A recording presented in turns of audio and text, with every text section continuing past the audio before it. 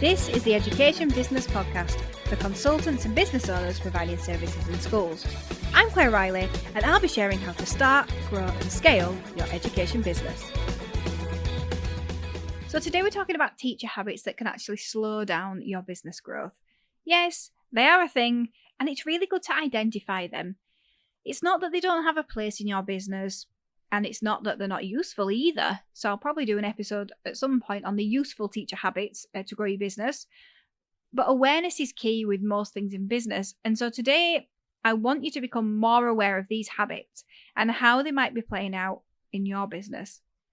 So we can often be working 80-hour weeks in business just as we were in teaching, and then wonder why we aren't bringing in the kind of money that we're expecting. And I know that some of my listeners are not ex-teachers, but I'm hoping that this episode will teach you even more about the teacher mindset. And you might have even picked up some of these bad habits yourself anyway without being a teacher beforehand. So these are the 8 habits that I want to talk about. Here goes. So number 1, overworking. So it's a badge of honour for a lot of teachers, and it can be a really difficult habit to break. It's the one that I still struggle with.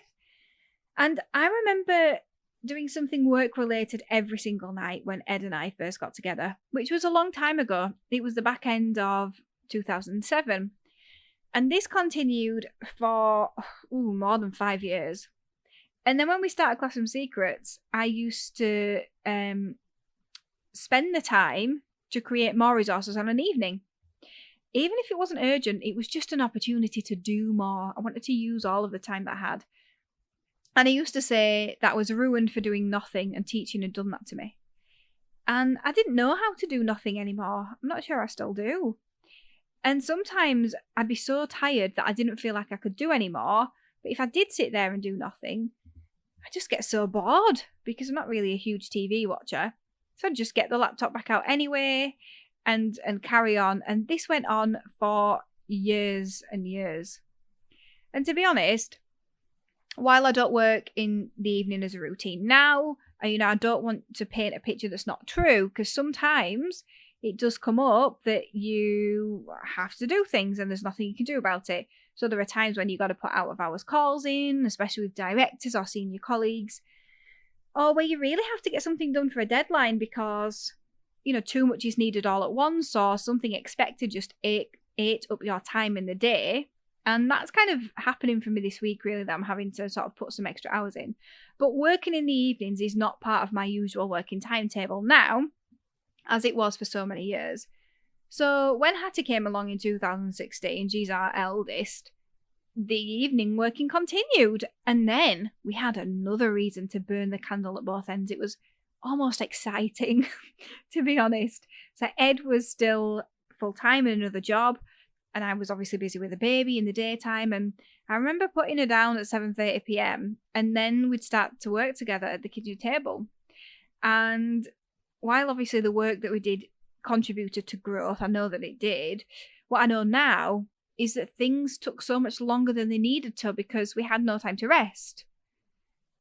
So it's like Saturday was my backup day for doing anything that didn't get done in the week. And so it just became guaranteed work time. I did not respect my time back then. I didn't know that I needed to. So having that available time in my head did not help me focus on my productivity because I was always going to throw more time at work. So I didn't have to think too much about time management. And one of the things that I'm really hyper aware of now, due to all the personal development I've done, is my productive times to work. So I used to think about how I could get more time to work, where I could snatch hours from everything else to get work done. But now I think about what types of work each task is and then organise them accordingly. I suppose you could say on my to-do list or during my day. And this tells me when the best time to do them is. So for example, I like to write my podcast episodes on a Saturday morning or a Sunday morning before the children get up. Now you might be thinking, hang on a minute, this goes against life-work balance. You're saying don't work on an evening, but she works early on a Saturday and Sunday morning. Well, I do rest at other times in the week. I actually have Fridays off with Ed while the kids are at school. But on a Saturday and a Sunday morning before the children get up, I want to use my inspired time so that writing the episodes feels quick and easy.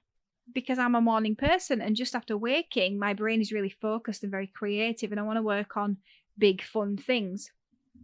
And the thing that makes Saturdays and Sundays even more productive for me when it comes to Education Business Club is that the Classroom Secrets week is over, and I can focus my mind on the analysis, the advice that will help you to grow your education business as well.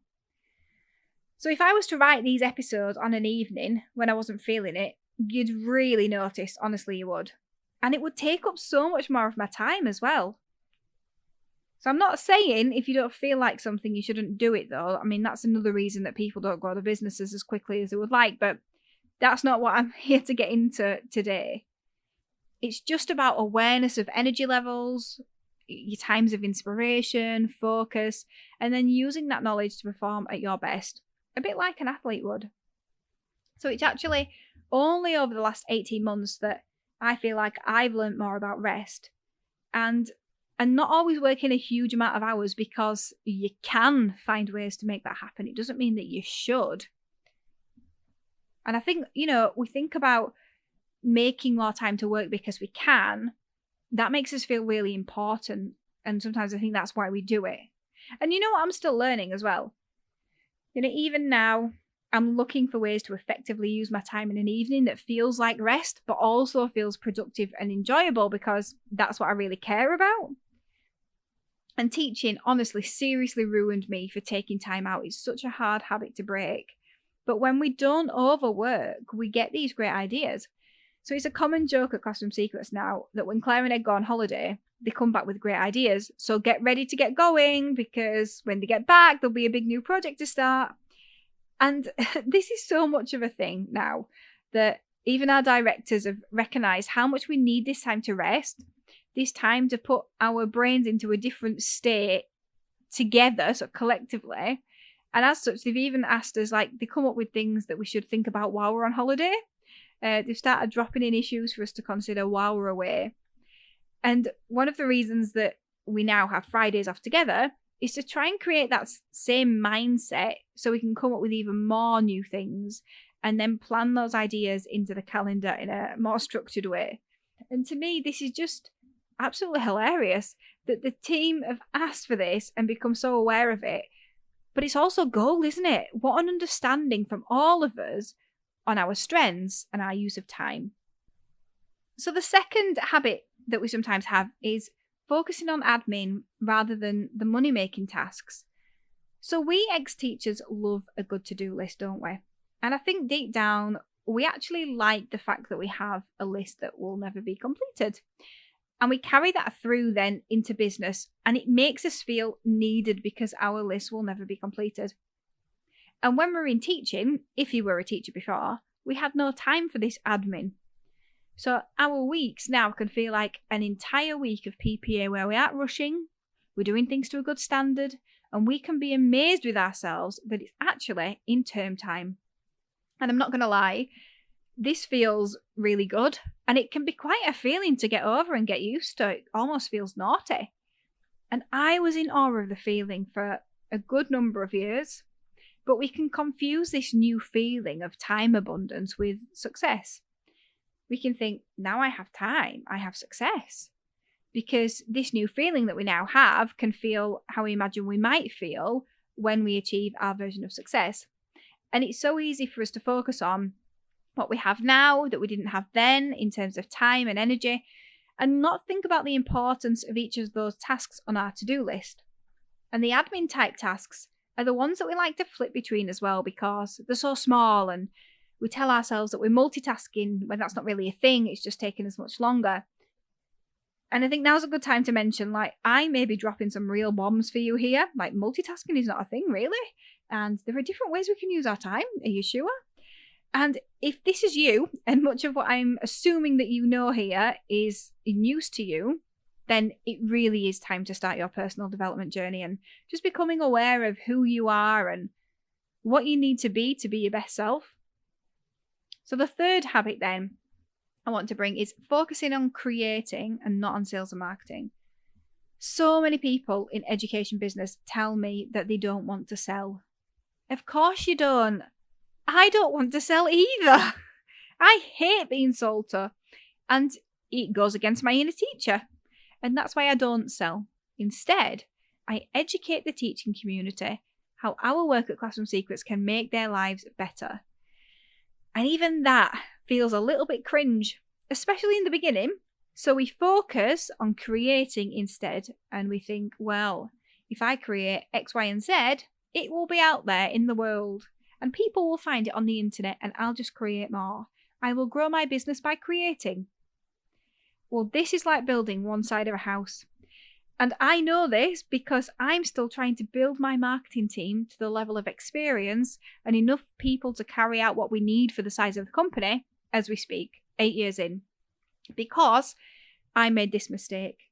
So where creation has always come first and marketing has come second. But we can't just create something and then expect the world to find it. We need to tell people and ask them to tell other people. And I know this may seem really obvious, but is it really? Are we focusing more on the creation and ignoring the other bits and just thinking that they'll come because we've built it? So is it time to look at your split between creation and delivery of your service or product versus the marketing? Are you devoting enough time to sales and marketing, or is it all about your creation and delivery? Are you too busy trying to create something new rather than focusing on what you've already got? Okay, so the fourth habit then is being addicted to the weekly cycle. So you probably don't timetable your week as it was timetabled in school, but you could be using your to-do list in a similar way to the way that you did when you had a timetable to follow, by keeping everything spinning all at the same time, because that's what we have to do as a teacher. So I've just touched on not marketing what we are creating or building, so not working on the right things. And one of the reasons for this is that we think that we have to keep everything spinning day in, day out. Especially if you're the only one in the business, you got to keep replying to customer emails, keep social media going, keep creating content and delivering sessions. But what about giving essential activities the right amount of time and respect that they need? What about blocking out a week to solely focus on marketing every few months?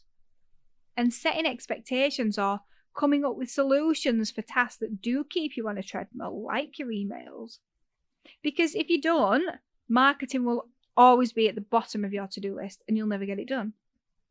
It'll be the odd social media post here and there, not connected to each other. But you're not in school now and you have the power to organise your time differently. You don't have to be on the same weekly cycle each week where you had a timetable to stick to. You can design how you want every day and week to look, and they can be widely different and hugely flexible for you. Okay, so number 5. Only leaving time for work. So I touched on this earlier, but it's common for us to categorise our time as sleep, work, and kids if you have them. So often in our timetables that we consciously or unconsciously set for ourselves, there is no time for rest, training, and personal development. So we might really need to start our personal development so that we can understand ourselves to grow our business faster, but we prioritise doing stuff instead. In our heads, a meaningless admin task has more chance of bringing money in than listening to a podcast episode about mindset. But this is 1,000% wrong. And guess what? I only know this because I have been there and I have come across this problem myself. Putting all the wrong things in first. So before you start personal development, you don't know what you don't know. Before you start that training course, you don't know what you don't know. And I was so guilty of only having time for work. And then over time, after all this discovery I'd done on my best times to work, and I went the other way then, and I insisted that I should have time for all the courses that I wanted to do in what I categorised as work time. So then, of course, I didn't do them then either, because there was never enough time to get to these training activities. They always played second fiddle, and my mindset categorised it as, after the doing or after the real work. So recently I've discovered something new. I've discovered that I can learn on an evening because I thought maybe I couldn't. As long as I come with the right mindset. So I might be washed out for creating, but learning I can do. And I discovered this by just starting to learn a little bit of Serbian on an evening. Just do 10 minutes. And it's going really well. So now I've scheduled in training and development a few times a week in an evening as a thing that I actually enjoy doing. Things that will really help me to grow. It's like a thing that I do to rest rather than a chore that's associated with work. So sometimes it is all about how your mind views the activity and the story that you tell yourself about it. And now I tell myself it's about me growing who I want to be and how to get to the next level. And it's not about work and what's good for everyone else. So the sixth habit then is planning in more than is possible. So I have to admit that I am still guilty of this one. And it's not just teachers, because I know our sales and marketing director does the exact same thing. But I have a master to-do list that has 4 categories. And I actually use a school exercise book for this, which might amuse you. And I do them on different pages. And I categorize what my work is so I can choose the right things to do at the right times. And then I also have a spelling book where I write my daily to-do list from the master list, plus any little things that I think of that just pop into my head that have to be done that day, even things like the dishwasher. And as I like everything in one place, I just put everything on the to-do list for my daily to-do list, and I don't separate the work and non-work. It all goes on together. But it's really helpful for me to categorize the activities first, so I know, like, there's no point in me planning in like 5 big things where I'm doing a lot of thinking. There's just no point. Whereas I am going to have a few admin, I'm going to have some smaller things, and I'm going to have some like housework and things like that as well, all in one day. So it all goes on together. And I always write more on it than I know is possible. I just can't help myself. In the last 12 years, I've never, ever completed everything on my daily to-do list. I just don't. I even stop myself from writing too much on it as well because I'm aware of it. But I still never do every task. So I think that's probably some self-sabotage to explore. Like, I probably got this thing where I just expect to not do everything. So maybe I'm stopping myself from doing the last thing because I know that I don't finish it. But that's just me self-coaching right in front of you all. But the point is, we have unrealistic expectations of ourselves. And because of that, we can often end up working on the wrong things, like doing the admin tasks first and not getting around to the tasks that are going to bring in more business. So that's why on my master list, I do categorize these tasks so I can make sure I'm putting the right things on my daily to-do list and I'm not just filling it up with a load of admin. It's really important to know the difference. So number 7, fear of judgment. So I've already identified that entrepreneurs in education business can feel icky about selling. We can feel ashamed about telling people that we're in business now and that we want them to buy a service that we are offering. And some of that judgment is coming from the profession as a whole. It's definitely there to some degree. But a lot of it, when it comes to individuals, is our perception based on our wider view of the teaching community, not based on individual people. So fear of judgment plays a huge part in the way we communicate with our potential customers, the way we create and build our services, the way we market. And this can be really detrimental for our business because sometimes we're so afraid of being judged that even we don't believe in the product. So how on earth can we expect someone else to? And the last habit, number 8, is addiction to work. This is a tough habit to break. And I fight this addiction every week. I am addicted to work. I really enjoy work. I love it. I like the growth it brings personally. I like the growth it brings to the business. So yeah, I do have to fight this addiction to work, and not addiction to the admin stuff, of course, because I don't really care too much for that. It's more the big picture things that I like doing, or getting things in place, having an idea and then seeing it through. But now I've unlocked the difference between tasks that light me up and those that don't, and what admin is and isn't. Some days I start on a real high and I'll write a presentation for, a new direction for the team, or I'll write a new podcast episode, and then my ideas are just flowing and I just want to jack everything else in for the day and sit down and take advantage of the moment. Often I don't do that because, well, I'd love to, by the way, but it's usually at the weekend when this happens, and my children are around and they deserve my time too. And I do get frustrated that I can't make use of this burst of inspiration. And I always do say that teaching's ruined me for this, but it could just be my personality or an entrepreneurial flair that a lot of us have. And I just want to work every possible moment where I feel the faintest bit bored, work on the things that I love because I love to work on those things. And for me, it's driven from a place of wanting to prove that I can do something else other than teaching. And there's that fear of judgment again. So the only thing I can say about this is that it's just important to be aware of it. Sometimes you can give in and you can just let the moment take you and you'll do some of your best work then, and that's okay. But don't give in all the time, because that's all your life will become, work. And then you'll look back one day and you'll realise that you've missed out on everything else. So be aware of your urges to work and your addiction to it, but pick and choose when you respond and how you respond. So as always, I hope that my insights have challenged your thinking and that they'll help you to make positive changes in the coming week. So Jade and I are now working on the beta version of Education Business Club and what it could look like when we will launch it, which we're not quite sure when that will be yet either. But keep listening to my future episodes to stay informed. Join the Facebook group, which is Education Businesses. And let us know, what would you like to see in the Education Business Club and how can we help you grow your business?